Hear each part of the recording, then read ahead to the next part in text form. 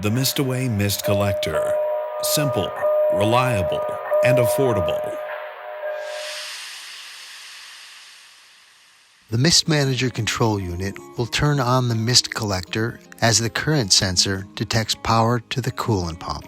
After the coolant pump shuts off, the mist collector will continue to run for a timed interval of 5 minutes, then shuts off automatically. The Mist Manager Control Unit comes with a current sensor, clamps around a coolant pump power wire, or any wire that can act as a direct signal for the Mist Manager control. The installation of the Mist Manager control should be done by an electrician or a properly qualified personnel.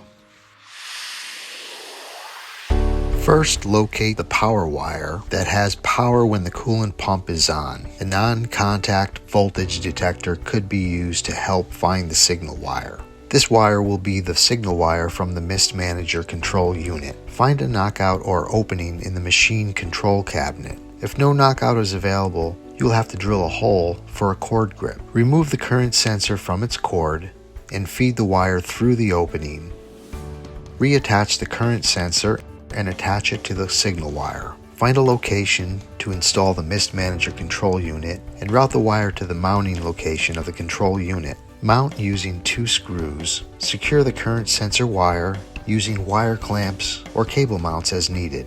Plug the Mist Manager Control Unit into a 120 volt outlet and plug the mist collector into the Mist Manager Control Unit. Switch the Mist Manager Control Unit to the on position. The indicator light should come on and the fan should start to run. Switch to the auto position when the coolant pump has turned on.